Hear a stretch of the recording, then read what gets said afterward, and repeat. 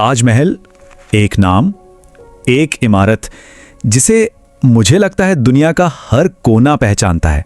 हाँ, दुनिया का सबसे खूबसूरत मकबरा, मोहब्बत की एक ऐसी निशानी जो कभी मिट नहीं सकती। यही कहानी हम सब ने सुनी है। पर सोचिए, क्या हो अगर ये कहानी इतनी सीधी साधी ना हो? क्या हो अगर इस सफेद संगमरमर के पीछे कई और कहानियां, कई और परतें छुपी हों?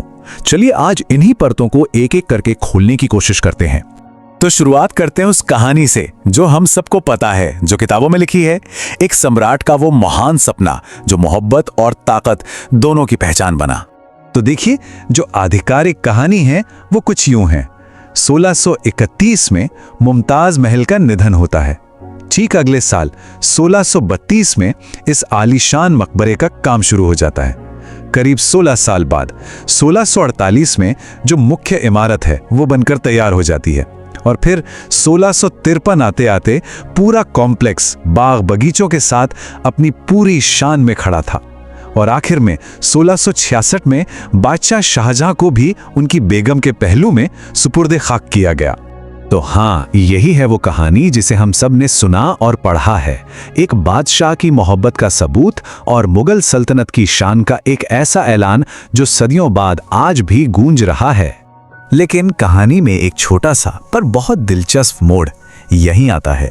शाहजहां का जो ऑफिशियल कोर्ट रिकॉर्ड है, बादशाहनामा, उसमें एक जिक्र है पेशअज़ीन मंजिल राजा मानसिंह बूद, जिसका मतलब है इससे पहले यहाँ राजा मानसिंह की हवेली हुआ करती थी।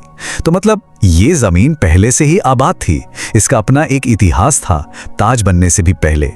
चलिए अब आते हैं दूसरे हिस्से पर, और यह हिस्सा जुड़ा है ताज से जुड़ी शायद सबसे मशहूर और सबसे डरावनी कहानी से, बनाने वालों का सच या कहिए मिथक।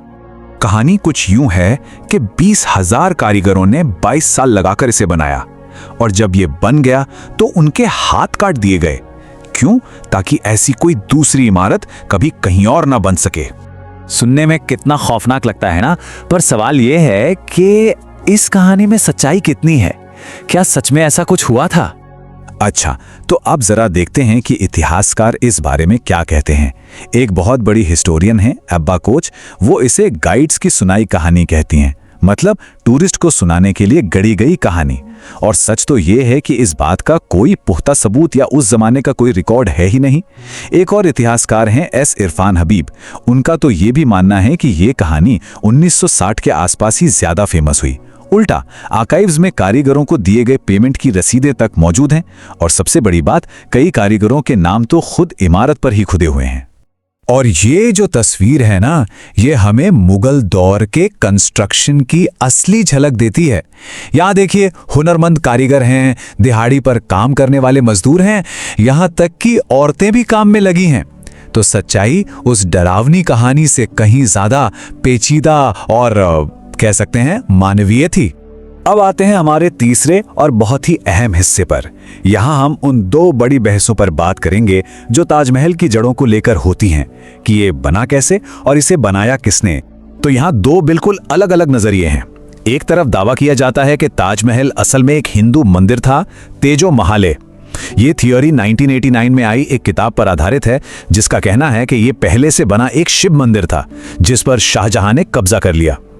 अब दूसरी तरफ है वो नजरिया जिसे ज्यादातर इतिहासकार मानते हैं। उनका कहना है कि ये एक मुगल मकबरा ही है जिसे मुगलों ने ही बनवाया। इसका जो डिजाइन है वो इंडो इस्लामिक और तैमूरी स्टाइल का एक मिला जुला रूप है, मतलब इसमें भारतीय और इस्लामी आर्किटेक्चर का संगम है। और इसकी जमीन, जैसा कि हमने पहले देखा, राजा जयसिंह से मुआवजा देकर ली गई थी। और सिर्फ यही नहीं, इसके आर्किटेक्ट को लेकर भी बहस है। कॉलोनियल दौर में, मतलब जब अंग्रेजों का राज था, तब एक थ्योरी चली कि इसका डिजाइनर एक इटालियन था, जेरोनिमो वेरोनियो। ये सोच शायद इस बात से आई कि इतनी शानदार चीज बिना किसी यूरोपियन के हाथ लगे बनी नहीं सकती। लेकिन आज के जो स्कॉलर्स हैं वो इस बात को बिल्कुल नहीं मानते। वो इसे एशियाई जीनियस का नतीजा मानते हैं। उनका कहना है कि ये यूरोसेंट्रिक सोच भारतीय कारीगरी को छोटा दिखाने की कोशिश थी। असल में ताज का डिजाइन मुगल आर्किटेक्चर का ही एक अगला पड़ाव है, जो हुमायूं के मकबरे जैसी इमारतों से आगे बढ़ा।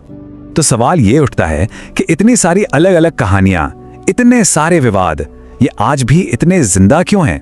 चलिए आखिरी हिस्से में इसी को समझने की कोशिश करते हैं। वजह सीधी है, ताजमहल सिर्फ पत्थर और संगमरमर की एक इमारत नहीं है, ये उससे कहीं ज्यादा है।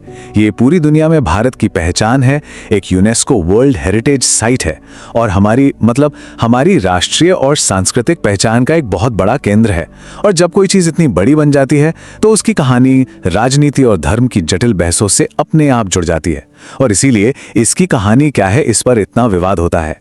और ये बहसें सिर्फ किताबों या चाय की दुकानों तक ही सीमित नहीं है। ये देखिए, साल 2000 में भारत के सुप्रीम कोर्ट ने तेजो महाल्या वाली याचिका को खारिज करते हुए ये टिप्पणी की थी, Somebody has a bee in his bonnet, hence this petition। मतलब किसी के दिमाग में बस एक धुन सवार हो गई है, इसीलिए ये याचिका डाली गई है। इससे पता चलता है कि इतिहास की ये लड़ाई देश की सबसे बड़ी अदालत तक पहुंच चुकी है। तो आज हमने देखा कि ताजमहल सिर्फ मोहब्बत की एक कहानी नहीं है, ये ताकत की कहानी भी है, विवादों की कहानी भी है और हमारी राष्ट्रीय पहचान की भी एक कहानी है। और इन सब के बाद एक सवाल तो मन में रह ही जाता है, किसी भी इमारत या स्मारक का असली मतलब क्या होता है? वो जो उसके बनने के समय था, या वो जो हम आज उसके बारे में कहानियों से बनाते हैं?